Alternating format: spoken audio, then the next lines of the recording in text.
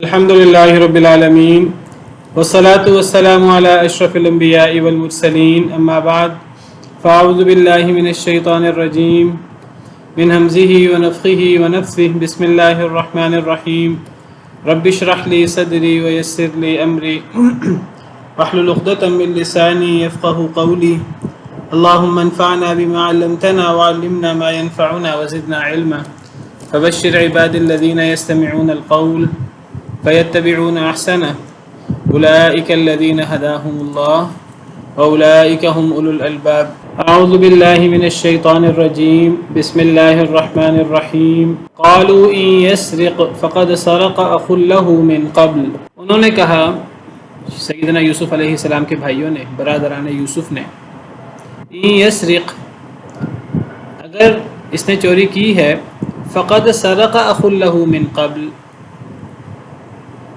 بس تحقیق چوری کی تھی اس کے بھائی نے بھی اس سے پہلے یعنی یوسف نے علیہ السلام فأسرها يوسف في نفسه ولم يبدها لهم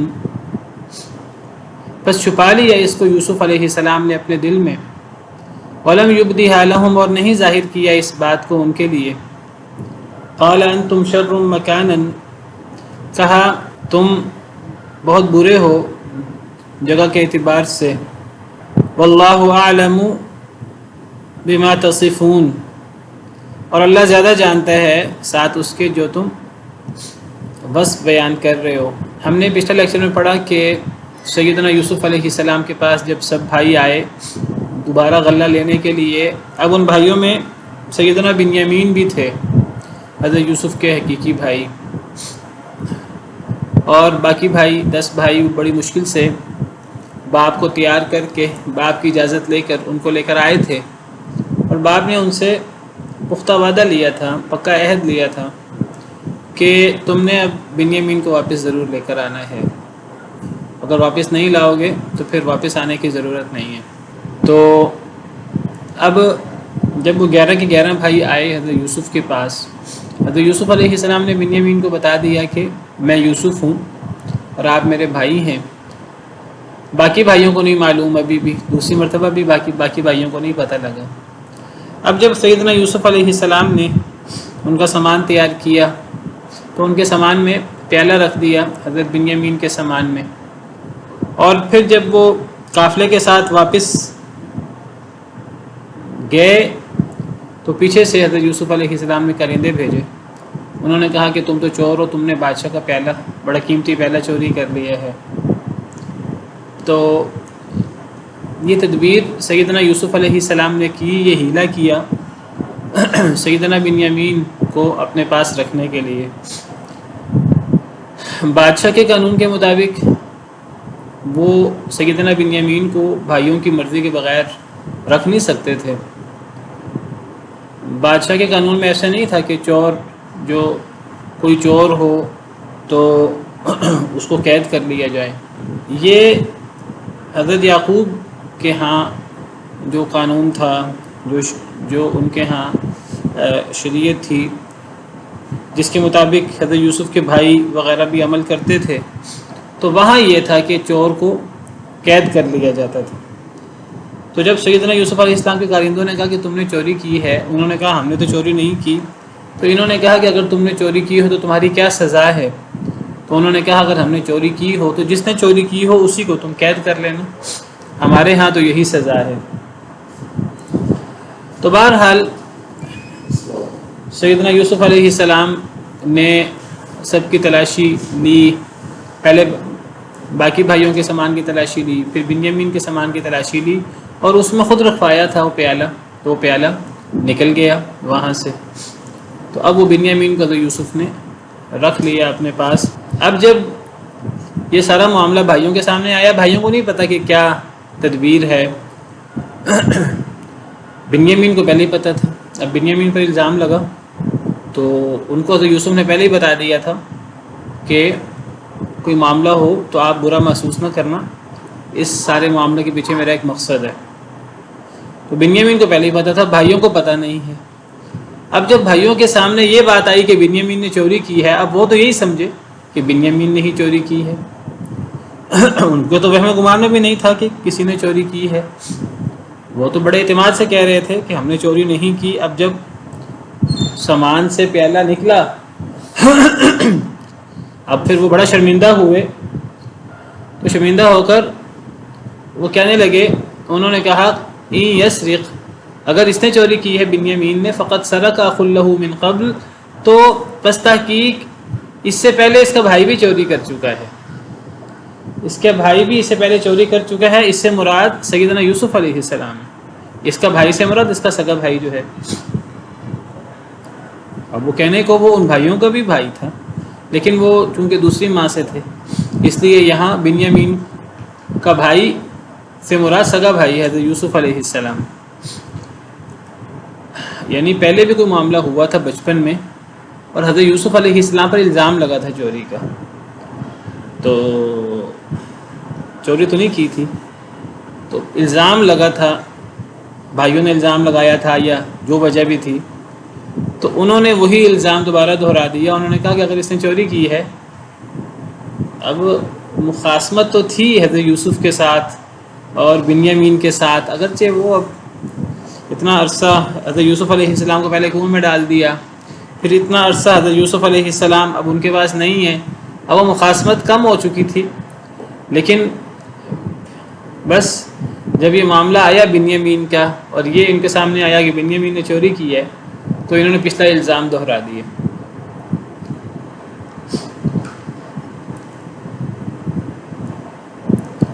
تو وہ جو ایک معاصرت، ایک مخاصمت ہوتی ہے، وہ دل میں ہوتی ہے، ابھی بھی باقی تھی کسی حد تک۔ تو انہوں نے کہا کہ اگر بنیامین نے چوری کی ہے تو اس سے پہلے اس کا بھائی بھی چوری کر چکا ہے۔ حضرت یوسف کو سارے معاملے کا پتہ تھا، اور پتہ تھا کہ جھوٹا الزام ہے، اور وہ الزام حضرت یوسف علیہ السلام پر تھا۔ اب حضرت یوسف علیہ ان کو نہیں پتا، حضرت یوسف تو سامنے موجود تھے۔ اب حضرت یوسف کو بہت بری بات محسوس ہوئی، لیکن اب حضرت یوسف اس کو ظاہر نہیں کر سکتے تھے، اگر ظاہر کر دیتے تو حضرت یوسف کا یوسف ہونا ظاہر ہو جاتا، انہوں نے تو بھائیوں کے سامنے ظاہر نہیں کیا تھا۔ فَأَسَرَّهَا يُوسُفُ فِي نَفْسِهِ، تو اس بات کو یوسف علیہ السلام نے اپنے دل میں چھپا لیا۔ وَلَمْ يُبْدِهَا لَهُمْ، اس بات کو ان کے لیے ظاہر نہیں کیا۔ بڑی تکلیف ہوئی تھی یوسف علیہ السلام کو، یہ ایک الزام تھا۔ دیکھیں تو یوسف علیہ السلام پر الزام لگا، جیل میں گئے، وہ تو الزام سے جب تک صاف نہیں ہوئے تب تک جیل سے باہر نہیں آئے، تو بڑی تکلیف ہوئی اس بات کی۔ تو کہنے لگے کہ تم برے ہو مقام کے اعتبار سے، اللہ زیادہ جانتا ہے جو تم اوصاف بیان کر رہے ہو، جو تم الزام لگا رہے ہو اس کے بھائی پر، اور گویا کہ بھائیوں کا مقصد ہے کہ یہ ایسے ہی ہیں، یہ دونوں بھائی، یہ دوسری ماں سے جو دونوں بھائی ہیں، تو وہ گویا کہ بھائیوں پر ایک الزام ہے۔ تو حضرت یوسف نے کہا کہ تم اللہ زیادہ جانتا ہے جو تم اوصاف بیان کر رہے ہو۔ اب بہرحال یہ تو ایک فوری ان کا ریئیکشن تھا۔ اب جب انہوں نے سارے معاملے میں غور کیا، ان کو اندازہ ہوا کہ اب ہم بنیامین کو واپس نہیں لے جا سکتے، اب ان کو سارے اپنے باپ کے ساتھ وعدے یاد آئے، اور پھر اس سے پہلے ان کو سیدنا یوسف علیہ السلام کے ساتھ اپنی زیادتی بھی یاد آئی۔ اب وہ کہنے لگے ہم باپ کو کیا منہ دکھائیں گے۔ دیکھیے سیدنا یوسف علیہ السلام کے ساتھ جو انہوں نے کیا تھا وہ تو انہوں نے جان بوجھ کر کیا تھا، اب حضرت بنیامین کے ساتھ جو معاملہ ہو رہا ہے اس میں بھائیوں کا قصور نہیں ہے بہرحال، لیکن اب باپ سے وہ وعدہ وعید کر کے آئے ہیں، اب باپ کو کیسے مطمئن کریں۔ جب ایک بندہ، جب کوئی شخص اپنا اعتماد لوز کر دیتا ہے، آئندہ پھر اس کو غلط الزام بھی لگے، اس کو وہ غلط الزام صاف کرنا بڑا مشکل ہو جائے۔ بڑی مشہور ایک ضرب المثل سے بنی ہوئی ہے، وہ آپ نے بھی سنی ہوئی ہے، سب نے سنی ہوئی ہے۔ وہ ایک بچہ بڑا جھوٹ بولتا تھا، لڑکا، لوگ اسے کہتے تھے جھوٹ نہ بولو جھوٹ نہ بولو، لیکن وہ باز نہیں آتا تھا، وہ جھوٹ بولتا تھا۔ تو اس نے شور مچا دیا، لوگوں شعر آ گیا شعر آ گیا شعر آ گیا، تماشے کے لیے، مذاق کے لیے۔ تو لوگ آئے اپنے جو بھی ان کے پاس لاٹھیاں اور جو بھی کلہاڑی شلہاڑی ملی ان کو، لوگ لے کے آ گئے، تو دیکھا کہ لڑکا ہنس رہا ہے۔ اس نے تو مذاق کیا تھا، تماشا بنایا تھا، اپنی طرف سے جھوٹ بولا تھا ایک مذاق کے طور پر۔ لوگ بڑا اس کو برا بلا کہا، اور کہا کہ تم جھوٹ بولتے ہو، تمہیں پہلے منع کیا ہم نے، نہ جھوٹ بولا کرو۔ بہرحال لوگ لان تان کر کے چلے گئے۔ دوبارہ ایسا ہوا، دوبارہ اس نے مذاق کیا، لوگ دوبارہ آگے شاید اس دفعہ سچ بول رہا ہو۔ پتہ لگا کہ کوئی نہیں، شیر نہیں آیا ہوا. پہلی دفعہ سے کم لوگ آئے تھے لیکن بہرحال پھر بھی آئے تھے. اب تیسری دفعہ واقعی شیر آ گیا. اب وہ شور مچا رہا ہے کہ جی شیر آ گیا، شیر آ گیا، شیر آ گیا، میری مدد کرو. اب سب کہہ رہے ہیں مذاق کر رہے ہیں، کوئی مدد کو نہیں آیا. اور پھر شیر نے جو کرنا تھا اس نے کیا. بہرحال ایک کہانی بنی ہوئی ہے ایک سکھانے کے لیے. اب حضرت یوسف کے بھائیوں نے پہلے جان بوجھ کر حضرت یوسف کے ساتھ جو معاملہ کیا اور جھوٹا بہانہ لگایا، جھوٹا خون پیش کیا. باپ کو یقین نہیں آیا، ایک تو جھوٹے خون کی وجہ سے، قمیص بھی صحیح سالم تھی، اور باپ کو ویسے بھی پتہ تھا، انہوں نے تو کہا بھیڑیا کھا گئے. تو باپ کو پتہ تھا کہ ابھی حضرت یوسف علیہ السلام کے خواب کی تعبیر پوری ہونی ہے. تو انہوں نے کہا کہ تمہاری چال ہے، تم نے حضرت یوسف کو رستے سے ہٹایا ہے. بہرحال بھائیوں نے کچھ بتایا نہیں، تو حضرت یوسف کے باپ نے بھی، حضرت یعقوب علیہ السلام نے بھی صبر کیا اور کہا کہ اللہ سے ہی میں مدد مانگتا ہوں. اب جب بنیامین کا معاملہ پیش آیا تو باپ اجازت نہیں دے رہے تھے، اور ہم نے پڑھا ہے کیسے مشکل سے انہوں نے اجازت لی، اور اس اجازت ملنے میں ایک بڑا کردار حضرت یوسف نے جو رقم واپس کر دی تھی اس کا بھی ایک بڑا کردار تھا. اور حضرت یوسف نے جو شرط لگا دی تھی آئندہ غلہ نہیں ملے گا، اور پھر ان کو یہ بھی تھا کہ ایک اونٹ کا غلہ مزید بھی مل جائے گا. تو کئی فیکٹر اکٹھے ہو گئے. اب حضرت یوسف کے بھائیوں کا قصور نہیں ہے، لیکن اب وہ باپ کو کیسے کہیں کہ ہمارا قصور نہیں ہے. پہلے تو وہ جو زیادتی جو انہوں نے کی ایک دفعہ نہیں کی، کئی دفعہ حضرت یوسف اور بنیامین کے ساتھ زیادتی کی. محسوس ہوتا ہے جیسے یہ جو چوری کا الزام ہے حضرت یوسف علیہ السلام پر، اس طرح کے کئی واقعات. تو باپ کو پتہ تھا یہ مخالف ہیں، دوسری ماں سے ہیں، ان کے آپس میں مخالفت تو ہے. اب ان کے سامنے جب بنیامین کی چوری کا آیا، ان کو تو صورتحال واضح نہیں ہے کیا ہے، ان کو تو یہی لگا چوری ہوئی ہے. انہوں نے تو یہ تو یوسف علیہ السلام پر بھی الزام لگا دیا، اپنی مخالفت ظاہر کی. جب پتہ لگا کہ اب معاملہ حل ہونے والا نہیں ہے، تو اب ان کو اصل مسئلے کا اب ادراک ہوا کہ اب باپ کا سامنا کیسے کریں. اب تو ہمارا قصور نہیں بھی ہے، تو پہلے کئی واقعات ایسے ہو چکے ہیں، باپ کیسے یقین کرے گا. ایک لحاظ سے توبہ طائب ہو چکے تھے اور باپ سے بڑی مشکل سے اجازت لی تھی. تو اب وہ پھر حضرت یوسف علیہ السلام سے منتیں کرنے لگے. ان کو نہیں پتہ یہ یوسف ہیں. قالوا یا ایھا العزیز ان له ابا شیخا کبیرا فخذ احدنا مکانه. وہ کہنے لگے اے عزیز، عزیز یعنی عزیز مصر، وہ جو ایک عہدہ تھا، تو وہ عہدہ اب اس وقت حضرت یوسف علیہ السلام کے پاس تھا. بلکہ آپ سمجھیے کہ وہ یعنی بادشاہ کے اب دست دراز تھے، بادشاہ کے سارے اختیارات اب حضرت یوسف کے پاس ہی تھے. بادشاہ بوڑھا ہو چکا تھا اور وہ حضرت یوسف علیہ السلام پر بہت زیادہ اعتماد کرتا تھا.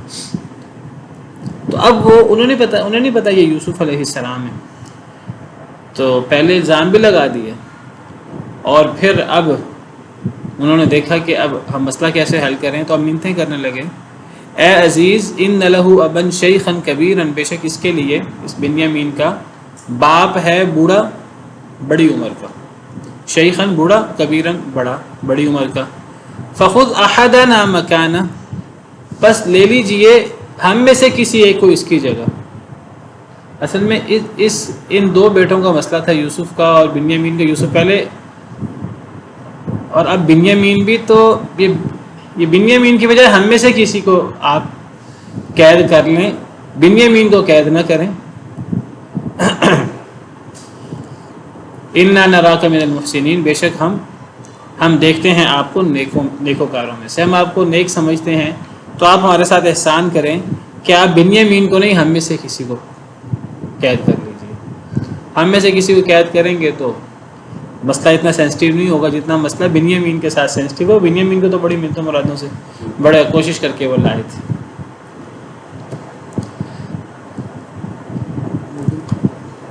لیکن یہ سزا جو تھی مومن نے خود ہی تو تعین کی تھی کہ ہمارے علاقے کے ان کو تو وہم و گمان میں بھی نہیں تھا کہ وہ ہمارے سماج میں نکل آئے گا. وہ تو یوسف علیہ السلام کی تدبیر تھی. تو اب دیکھیے انسان کے مکافات عمل ہوتا ہے. انسان کے سامنے پرانے معاملات آ جاتے ہیں، انسان بری طرح پھنس جاتا ہے۔ اب اس معاملے میں ان کا قصور نہیں بھی ہے، اگرچہ انہوں نے زیادتی کی ہے تو یوسف پر پھر جھوٹا الزام دہرا دیا، لیکن ویسے پورے معاملے میں ان کا قصور نہیں ہے، لیکن پرانے معاملات سامنے آ گئے، اب یہ بہت ٹینشن میں ہے۔ کہنے لگے ہم میں سے کسی کو قید کر لیں، اس کو چھوڑ دیں۔ قال معاذ اللہ، حضرت یوسف علیہ السلام نے فرمایا اللہ کی پناہ، ان نأخذ الا من وجدنا متاعنا عنده، کہ ہم پکڑیں مگر اسے ہی جس کے پاس ہم نے اپنا سامان پایا ہے۔ ہم نے جس کے پاس اپنا سامان پایا ہے اسے ہی پکڑیں گے، اس کے علاوہ کسی اور کو کیوں پکڑیں؟ انا اذا لظالمون، بے شک ہم تو اس وقت ظالم ہوں گے اگر ہم اس کے علاوہ کسی اور کو لے لیں۔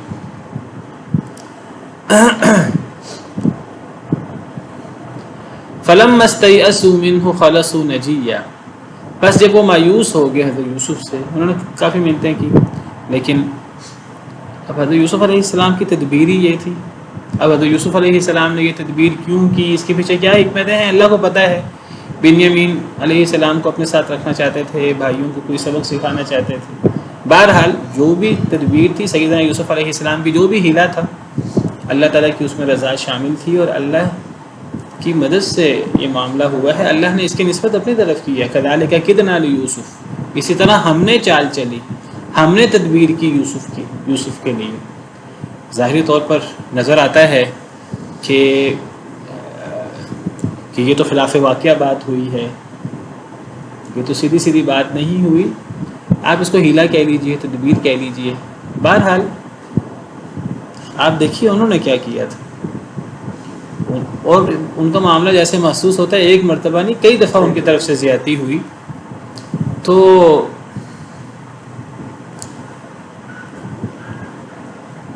اللہ کی اس میں کیا حکمت ہے اللہ کو پتہ ہے۔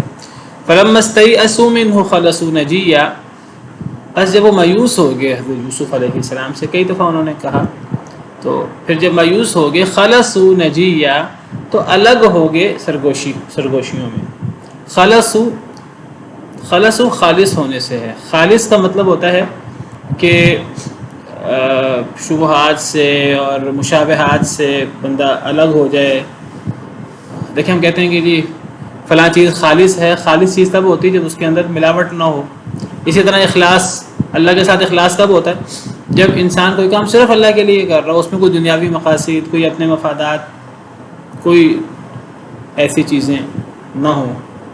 تو خلص میں بھی یعنی الگ ہونا، اب وہ الگ ہو گئے باقی لوگوں سے ہٹ کر، آپس میں اب بیٹھے کہ اب ہم کیا کریں۔ خلص نجیہ، الگ ہو گئے، سرگوشیاں کرنے لگے۔ یہ تو بہت بڑا معاملہ تھا ان کے لیے۔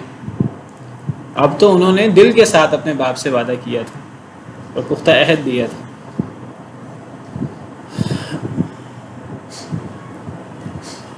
دیکھیے جب انسان کو مشکل زیادہ پڑتی ہے، اللہ کی طرف سے مشکل آنا، یہ جیسے ہم نے پیچھے سورہ نام میں بھی پڑھا ہے، یہ اللہ کی طرف سے ہوتا ہے، اور اللہ تعالیٰ آزمائشیں بھیجتے ہیں، ٹھوکر لگاتے ہیں تاکہ لوگ اللہ کی طرف رجوع کریں، اللہ کے سامنے گڑ گڑائیں۔ کئی دفعہ آزمائشیں آنے سے انسان کو اپنی کمی کوتاہیوں کا، اپنی لغزشوں کا احساس ہوتا ہے، ورنہ اگر ایک انسان کو نعمتیں ملتی رہیں اور ایک انسان اچھے حالت سے ہی گزرتا رہے، اس کو احساس ہی نہیں ہوتا کئی مرتبہ۔ اب ان کے سامنے جو ہے مشکل ترین حالات ہیں، اور اب ان کو احساس ہو رہا ہے کہ ہم نے کیا زیادتیاں کی اور ہم نے کیا معاملات کیے، کیونکہ اب دوبارہ پھر پچھلا سارا کہانی کھل جائے گی حضرت یوسف والی، کہ حضرت یوسف کے ساتھ بھی تم نے یہ کیا، اب یہاں بھی یہ کیا۔ تو اب آپ اس میں سرگوشی کرنے لگے کیا کریں۔ قال کبیرہم، کہا ان کے بڑے نے، جو ان کا سب سے بڑا بھائی تھا، وہ ذمہ دار تھا بڑا، اس پہ زیادہ ذمہ داری تھی، اس کو زیادہ ٹینشن تھی، وہ سب سے زیادہ پریشان تھا۔ کہا ان کے بڑے نے الم تعلموا ان اباکم قد اخذ علیکم موثقا من اللہ، کیا تم نہیں جانتے کہ تمہارے باپ نے، تحقیق اس نے تم سے ایک پختہ وعدہ لیا تھا اللہ کا، ومن قبل ما فرطتم فی یوسف، اور جو تم اس سے پہلے کوتاہی کر چکے ہو، زیادتی کر چکے ہو یوسف کے بارے میں۔ فرط یفرط، تفریط کمی کرنا، حق تلفی کرنا، کہ تمہیں معلوم نہیں ہے کہ ہمارے باپ نے بنیامین کے بارے میں ہم سے کیا وعدہ لیا ہے، اب ہم اس وعدے کو بھی، اب ہم باپ کو کیا منہ دکھائیں، اور مسئلہ صرف بنیامین کے نہیں ہے، پچھلا معاملہ بھی کھلے گا، اور ہم اس سے پہلے زیادتی کر چکے ہیں، جو حق تلفی کر چکے ہیں یوسف کے بارے میں، تو اب وہ ساری چیزیں ان کے سامنے ہیں۔ اور سب سے زیادہ ٹینشن بڑے بھائی کو ہے جو عمر میں سب سے بڑا ہے۔ فلن ابرح الارض حتی یأذن لی ابی او یحکم اللہ لی، پس ہرگز نہیں میں ٹلوں گا زمین سے، اس سرزمین سے اب میں جدا نہیں ہوں گا، اب میں یہی ہوں گا، اب میں واپس نہیں جاؤں گا۔ فلن ابرح الارض، بس ہرگز نہیں میں ٹلوں گا زمین سے، یعنی اس زمین سے، حتی یأذن لی ابی، حتیٰ کہ اجازت دے میرے لیے میرا باپ، او یحکم اللہ لی، یا پھر اللہ کوئی فیصلہ کر دے، اللہ ہی کوئی بنیامین کا معاملہ حل کر دے۔ کوئی ان کو تو یوسف کے بارے میں پتہ ان کو بھی ہے، انہوں نے تو جھوٹ بولا تھا کہ یوسف علیہ السلام کو جو ہے وہ بھیڑیا کھا گیا، ان کو تو پتہ تھا بھیڑیا نے نہیں کھایا، کیا پتہ یوسف ہی مل جائیں۔ اللہ تعالیٰ معاملہ ہی حل کر دے، اللہ ہی کوئی اپنی جناب سے معاملہ حل کر دے، یا باپ جو ہے مجھے واپس آنے کی اجازت دے، میں تو اب باپ کا سامنا کرنے کی ہمت اپنے اندر نہیں پاتا، تم جاؤ واپس اور جا کر باپ کو بتا دو یہ معاملہ ہوا ہے، میں تو باپ کا سامنا نہیں کر سکتا، میں یہی ہوں، اب باپ مجھے کہے کہ واپس آ جائے تو میں واپس آ جاؤں گا، یا پھر اللہ کوئی اور فیصلہ کر دے۔ وَهُوَ خَيْرُ الْحَاكِمِينَ، اور وہ یعنی اللہ سب سے بہتر فیصلہ کرنے والا ہے۔ اب وہ سیدھے ہو چکے ہیں۔ اور دیکھیے کہ جب مشکلات آتی ہیں تو دیکھیے مشکلات انسان کے فائدے کے لیے آتی ہیں۔ دیکھیے یہاں بھائیوں کو احساس ہوا ہے، اس سے پتہ لگتا ہے کہ اللہ کی طرف سے آزمائش کیوں آتی ہے۔ تو اللہ نے اس بات کا بڑی صراحت سے قرآن کریم میں ذکر کیا ہے، وَلَقَدْ أَرْسَلْنَا إِلَىٰ أُمَمٍ مِّن قَبْلِكَ فَأَخَذْنَاهُمْ بِالْبَأْسَاءِ وَالضَّرَّاءِ لَعَلَّهُمْ يَتَضَرَّعُونَ، البتہ تھا کہ ہم نے پچھلی امتوں کی طرف اپنے رسول بھیجے، یا محذوف ہے جب ان امتوں نے رسولوں کی نافرمانی کی، یہ محذوف ہے، فَأَخَذْنَاهُمْ بِالْبَأْسَاءِ وَالضَّرَّاءِ، تو ہم نے ان امتوں ان قوموں کو سختی اور بیماری کے ساتھ ہم نے ان کو پکڑا، آزمائش کی ہم نے، قحط سالی آئی، بیماریاں آئیں اور آزمائشیں آئیں، کیوں؟ لعلہم یتضرعون، تاکہ وہ گڑ گڑائیں اللہ کے سامنے۔ اسی طرح ایک اور جگہ اللہ فرماتے ہیں وَلَنُذِيقَنَّهُم مِّنَ الْعَذَابِ الْأَدْنَىٰ دُونَ الْعَذَابِ الْأَكْبَرِ لَعَلَّهُمْ يَرْجِعُونَ، ہم ضرور چکھائیں گے انہیں ہلکا عذاب بڑے عذاب سے پہلے تاکہ وہ لوٹ آئیں۔ بڑے عذاب یعنی موت سے پہلے اور اللہ کی طرف سے عذاب کا کوڑا برسنے سے پہلے اللہ چھوٹی چھوٹی آزمائشیں اللہ بھیجتے رہتے ہیں، ٹھوکر لگاتے رہتے ہیں، اور مقصد کیا ہوتا ہے؟ تاکہ لوگ لوٹ آئیں، تاکہ لوگ دنیا کے اندر اپنی اصلاح کر لیں، دنیا کے اندر توبہ کر لیں۔ یہ معاملات نہ ہوتے شاید بھائیوں کو احساس نہ ہوتا، لیکن اب بہرحال 14 طبق ان کے روشن ہے اور ان کو پوری طرح بات سمجھ آ رہی ہے کیا معاملہ ہے، اور حضرت یوسف کے ساتھ زیادتی بھی جو ہے وہ بھی یاد آ رہی ہے۔ اب بڑا بھائی کہتا ہے میں تو باپ کا سامنا کرنے کی ہمت نہیں پاتا، اللہ ہی کوئی فیصلہ کرے یا باپ اجازت دے، اور اللہ کے سارے فیصلے بہتر ہیں، اللہ کے اس فیصلے میں بھی کوئی حکمت ہوگی، اللہ بہترین فیصلہ کرنے والے ہیں۔ ارجعوا الی ابیکم، تم واپس لوٹ جاؤ اپنے باپ کی طرف۔ باقی بھائیوں کو کہتا ہے، 9 بھائیوں کو، 12 بھائی تھے، حضرت یوسف پہلے الگ ہو گئے، بنیامین اب الگ ہو گئے، 10 باقی رہ گئے۔ اب بڑا بھائی جو ہے وہ بھی کہتا ہے میں یہیں رہوں گا، تو باقی بھائیوں کو کہتا ہے تم واپس لوٹ جاؤ۔ فقولوا یا ابانا ان ابنک سرق، تو کہو اے ہمارے ابا جان بے شک آپ کے بیٹے نے چوری کی ہے۔ وما شہدنا الا بما علمنا، اور نہیں ہم گواہی دے رہے مگر جو ہم نے جانا ہے۔ ہم کو الزام نہیں لگا رہے، آپ یہ نہ سمجھیے کہ ہماری کوئی پرانی مخالفت ہے اور ہم دوسری ماں سے ہیں، ہم نے یوسف کے بارے میں پہلے کیا، بنیامین کے بارے میں ہم کو الزام لگا رہے ہیں، یہ الزام ہمارا نہیں ہے۔ اور دیکھیے اب وہ کہتے ہیں کہ آپ کے بیٹے نے چوری کی ہے، اور یہ جو ہم کہہ رہے ہیں کہ چوری کی ہے یہ وہ ہے جو ہم نے اپنی آنکھوں سے دیکھا ہے، حقیقت کیا ہے، اندر کھاتے کو معاملہ کیا ہے ہمیں نہیں پتا، ہم تو آنکھیں دیکھے کی بات کر رہے ہیں، اگر معاملہ کچھ اس کے برعکس ہے تو ہمیں نہیں پتا۔ تو دیکھیے اب کافی سیدھے ہو چکے ہیں، اب وہ یعنی الزام کا انداز نہیں ہے، اب پہلے تو بغیر وجہ کے الزام لگا دیا کہ یوسف علیہ السلام نے چوری کی ہے، اب آنکھوں سے دیکھ کر بھی وہ کہتے ہیں کہ ظاہری تو یہ ہے کہ آپ کے بیٹے نے چوری کی ہے، ہم وہ بات کہہ رہے ہیں جو ہم نے اپنی آنکھوں سے دیکھی ہے۔ باقی حقیقت کیا ہے وہ اللہ کو جان، واللہ جان، وما کننا للغیب حافظین، ہم غیب کی حفاظت کرنے والے نہیں ہیں۔ اصل بات کیا ہے ہمیں نہیں پتہ، اس نے واقعی ہی چوری کی ہے کہ نہیں کی، اصل معاملہ کیا ہے وہ اللہ کو پتہ ہے۔ ہم نے اپنی آنکھوں سے جو دیکھا ہے، ہمیں جو علم ہوا ہے، سارا ہمارے سامنے معاملہ ہوا ہے کہ بنیامین کے سامان سے پیالہ نکلا ہے، یہ معاملہ ہمارے سامنے ہوا ہے۔ اصل بات، اصل حقیقت کیا ہے، ہم غیب کی حفاظت کرنے والے نہیں۔ اب دیکھیے کہ کسی پر جب الزام لگتا ہے نا تو پھر لوگ اس کے ساتھ اپنے تعلق اور اپنی نسبتیں بھی چینج کر لیتے ہیں۔ اب دیکھیں بنیامین پر الزام لگا ہے، اب اگرچہ یہ کافی حد تک ٹھیک ہو چکے ہیں، یہ کہتے ہیں حقیقت کہ کیا ہمیں نہیں پتہ، ہمارے علم کے مطابق ہمارے سامنے جو معاملہ ہوا وہ الزام لگا ہے، اور آگے بھی ہم پڑھتے ہیں، وہ کہتے ہیں اگر آپ کو ہماری بات پہ اگر شک ہے، ان کو پتہ تھا میری بات پہ شک، ہماری بات پہ شک ہوگا، وہ کہنے لگے ہمارے ساتھ قافلہ بھی موجود تھا، ہمارے ساتھ اور لوگ بھی موجود تھے، ان سے پوچھ لیں، سارا معاملہ ان کے سامنے ہوا ہے۔ وہ ایک قافلے کے ساتھ تھے، تائید کے لیے قافلے کو بھی وہ پیش کرتے ہیں۔ لیکن اب دیکھیے کہ جب بنیامین کی چوری کی بات کرتے ہیں تو کیا کہتے ہیں کہ بڑا بھائی کہتا ہے باقی بھائیوں سے، جاؤ جا کر باپ سے کہو کہ آپ کے بیٹے نے چوری کی ہے، یہ نہیں کہا کہ ہمارے بھائی نے چوری کی ہے۔ آپ کہیں گے وہ تو حضرت بنیامین کو بھائی کہتے ہی نہیں تھے، نہیں، وہ بنیامین کو بھائی بھی کہتے تھے، بنیامین ان کے بھائی تھے، اگرچہ باپ شریک بھائی تھے۔ تو آپ دیکھیں پیچھے جب انہوں نے باپ سے بات کی، جب باپ سے بات کی کہ بنیامین کو ہم نے ساتھ لے کے جانا ہے، تو دیکھیے انہوں نے کیا کہا تھا، انہوں نے کہا تھا کہ آیت نمبر 65 میں وَلَمَّا فَتَحُوا مَتَاعَهُمْ وَجَدُوا بِضَاعَتَهُمْ رُدَّتْ إِلَيْهِمْ قَالُوا يَا أَبَانَا مَا نَبْغِي هَذِهِ بِضَاعَتُنَا رُدَّتْ إِلَيْنَا وَنَمِيرُ أَهْلَنَا وَنَحْفَظُ أَخَانَا وَنَزْدَادُ كَيْلَ بَعِيرٍ۔ انہوں نے کہا اے ابا جان، ہم اپنے گھر والوں کے لیے یہ سامان لائیں گے اور ہم اپنے بھائی کی حفاظت کریں گے۔ باپ کے سامنے وہ بنیامین کو کیا کہہ رہے ہیں، اپنا بھائی، اور وہ بھائی تھے بنیامین ان کے، باپ شریک بھائی تھے، باپ شریک بھائی بھی بھائی ہوتا ہے۔ تو اب وہاں کوئی الزام کی بات نہیں ہے، کوئی منفی بات نہیں ہے، اور باپ کو آرام بھی کرنا ہے، باپ کو آمادہ بھی کرنا ہے کہ باپ بنیامین کو ساتھ بھیج دے، تو بنیامین کو ہمارا بھائی اور یہ کہہ کر ہم اپنے بھائی کی حفاظت کریں گے۔ اب جب بنیامین پر الزام لگا ہے، اگرچہ اب کسی حد تک ان کی اصلاح ہو چکی ہے اور وہ کہہ رہے ہیں کہ اندر کی بات کیا ہے، غیب کی بات کیا ہے ہمیں نہیں معلوم، ہم نے جو جانا ہے ہمارے علم کے مطابق اس نے چوری کی ہے۔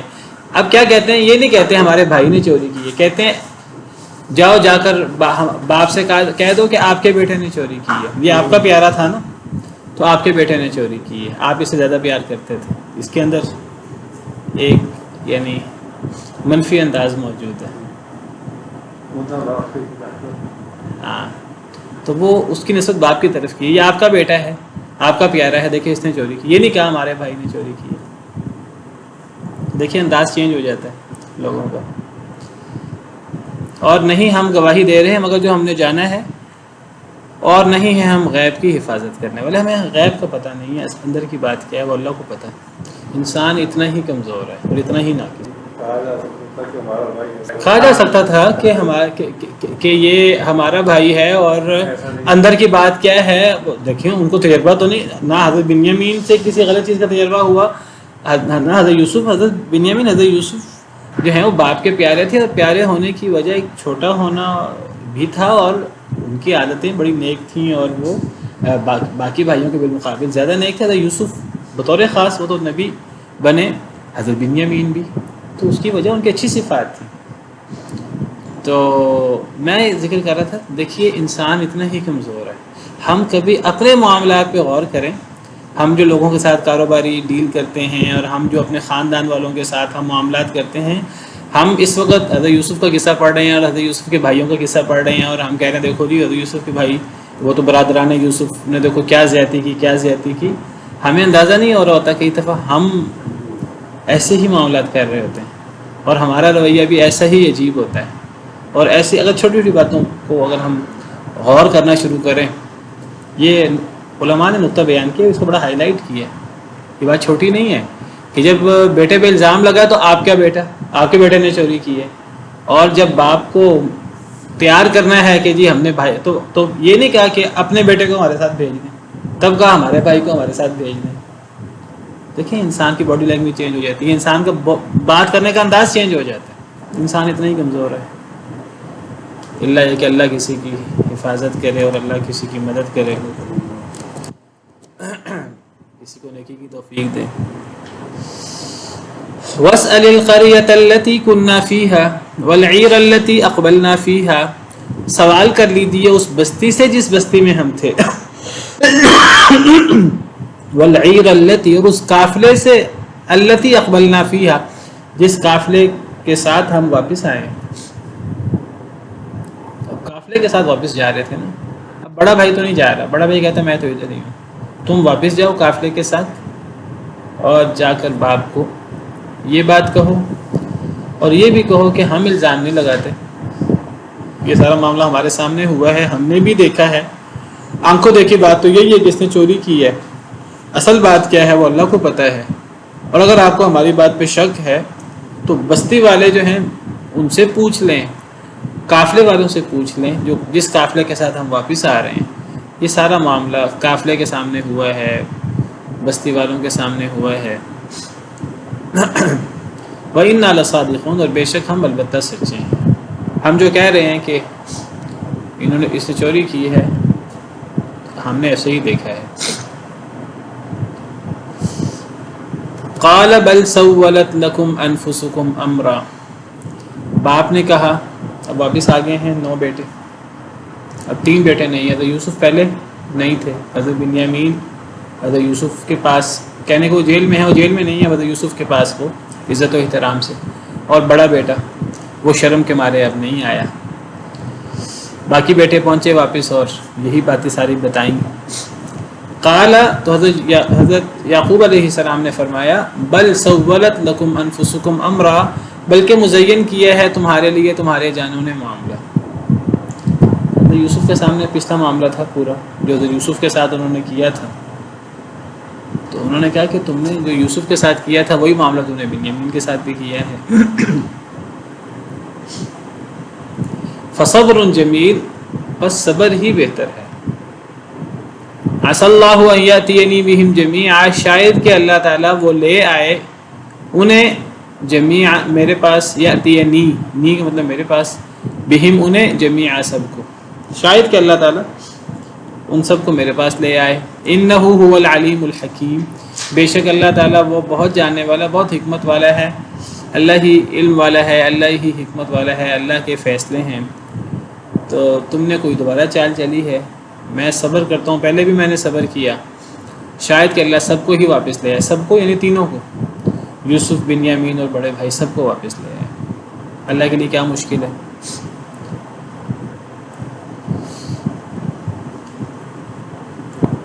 حضرت یعقوب علیہ السلام کی مشکلات اور ان کا غم وہ زیادہ سے زیادہ ہو رہا ہے، پہلے یوسف علیہ السلام کا غم ابھی تک بھولا نہیں تھا انہیں، حضرت یوسف کو یاد کرتے رہتے تھے، بھی ہم آگے پڑھیں گے، اتنے عرصے میں حضرت یعقوب علیہ السلام یوسف علیہ السلام کو نہیں بھولے، ہر موقع پر انہیں یاد کرتے رہتے تھے، اور اب بنیامین والا معاملہ ہوا تو اب بنیامین کا غم بھی، اور بنیامین کے غم سے یوسف کا غم بڑھ گیا، اور بڑا بیٹا بھی نہیں آیا، تو بہرحال وہ کہتے ہیں کہ جب مشکلیں زیادہ پڑتی ہیں تو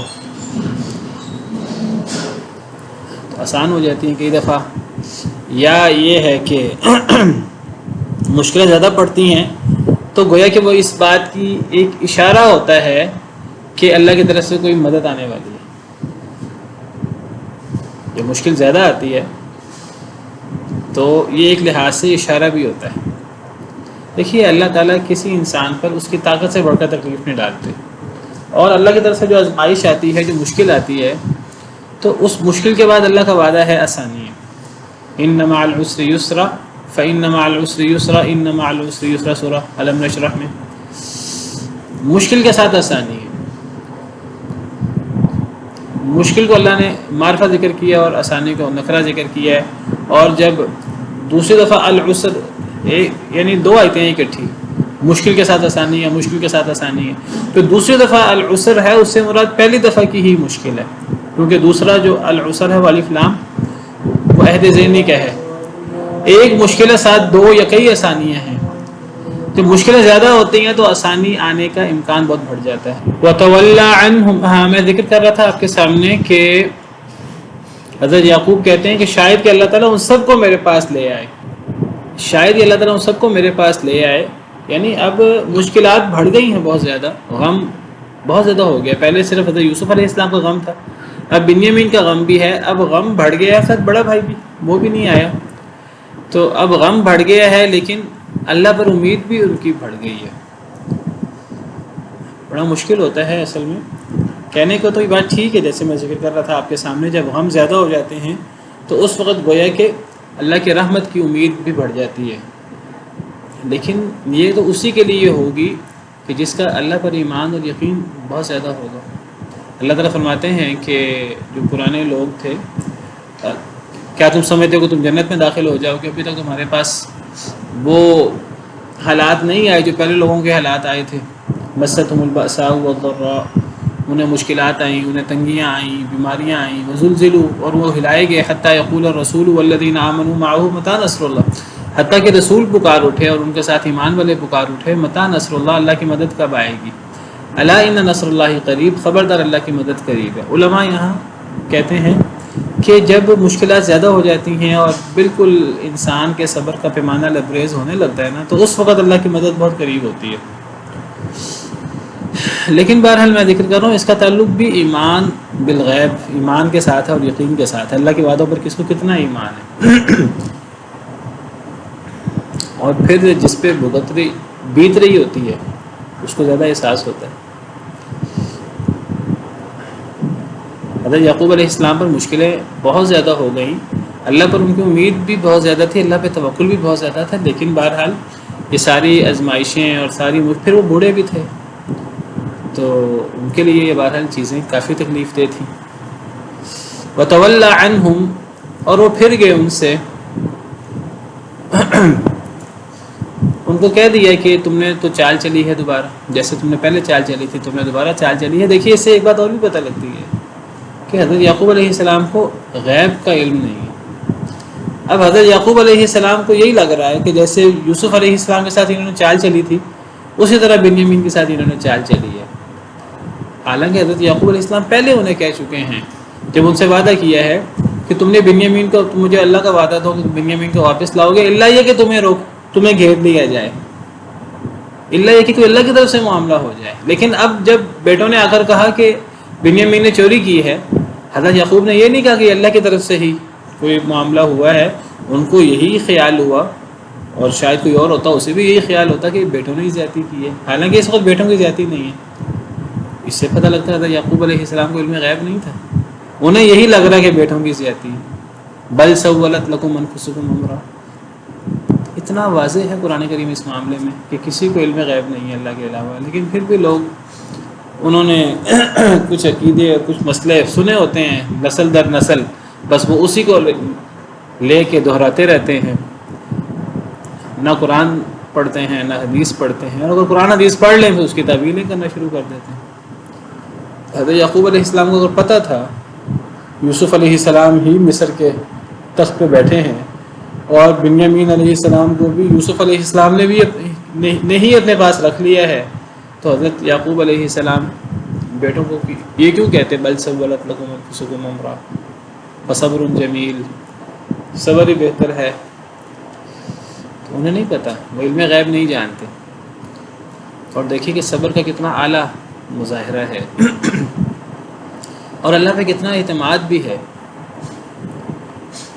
یہ نہیں ہے، ہم بعض دفعہ جب نبیوں کے قصے پڑھتے ہیں ہم لگتا ہے وہ ایسے قصے ہیں جیسے نبیوں کو پہلے ہی پتہ ہوتا ہے یہ ہونے والا یہ ہونے والا. نہیں، حضرت یعقوب کو کچھ نہیں پتہ کیا ہونا ہے کیا نہیں ہونا.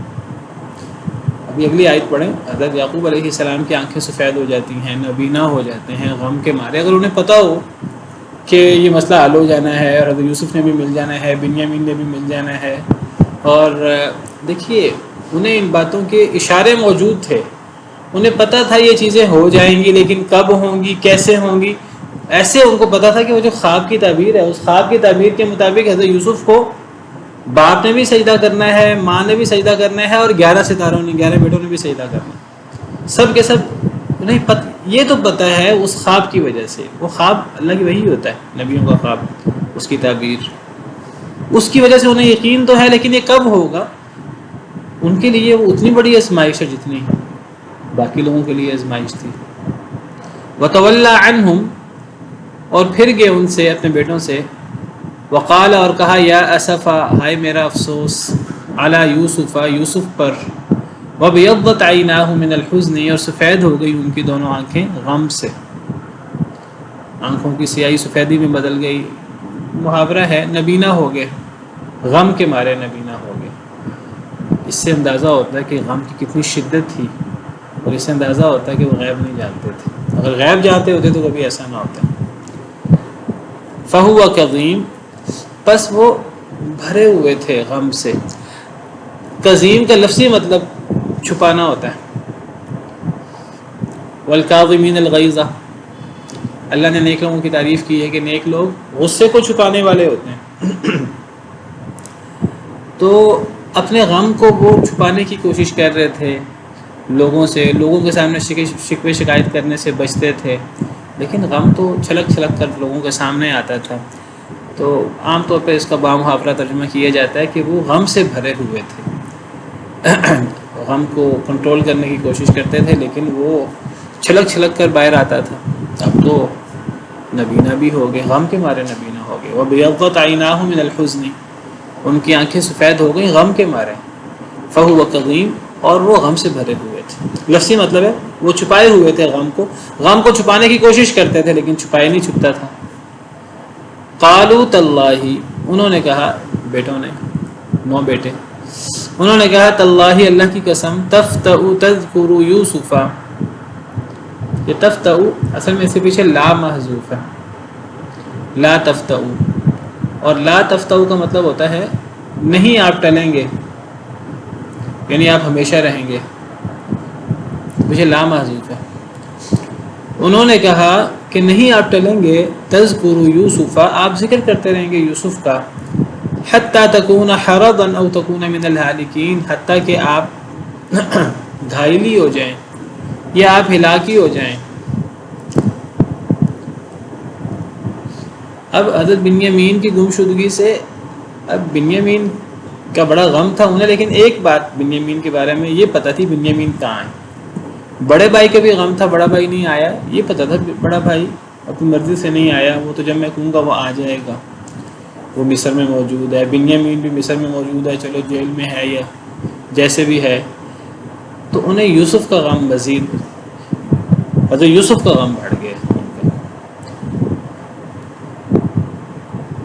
اب یوسف کو زیادہ یاد کرتے تھے، تو بیٹے کہنے لگے، بیٹوں کی ایک مخاصمت بھی تھی، ایک دوسری ماں سے ہونے کی وجہ سے ایک وہ بھی حسد کا جذبہ بھی تھا۔ وہ کہنے لگے آپ یوسف کو یاد کرتے رہیں گے، آپ اتنا یاد نہ کیا کریں، یہ حضرت یوسف کو یاد کرتے کرتے آپ کہیں گھائلی نہ ہو جائیں، کہ آپ ہلاکی نہ ہو جائیں، پہلے اپنا بینا ہو گئے ہیں، اور کوئی آپ دنیا سے ہی نہ اٹھ جائیں۔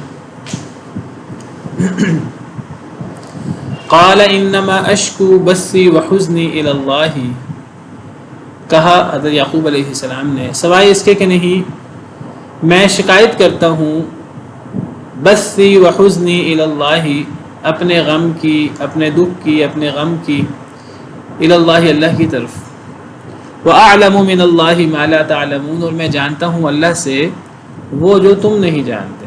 حضرت یعقوب کہنے لگے کہ میں یوسف کو یاد کرتا ہوں، میں شکوہ شکایت کرتا ہوں، تمہارے سامنے تو کچھ نہیں کہتا، باقی اگر میری بے صبری یا میرے کچھ حالات تمہارے سامنے ہیں، تمہارے سامنے آ جاتے ہیں، میں تو کنٹرول کرنے کی کوشش کرتا ہوں، مجھ سے کنٹرول نہیں ہوتے، میں تمہیں تو شکایت نہیں کرتا،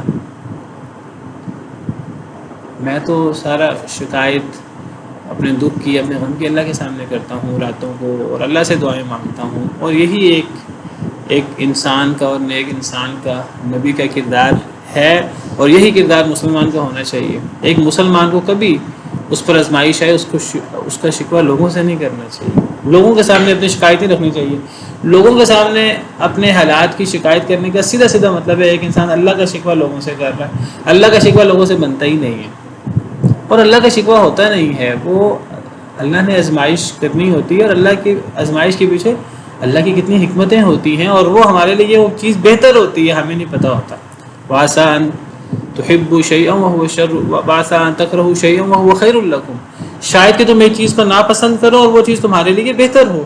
ہمیں نہیں پتہ ہوتا کون سی چیز ہمارے لیے بہتر ہے، ظاہراً ہمیں وہ نقصان دہ نظر آ رہی ہوتی ہے. تو اللہ کا شکوہ لوگوں سے کرنا یہ بنتا نہیں ہے.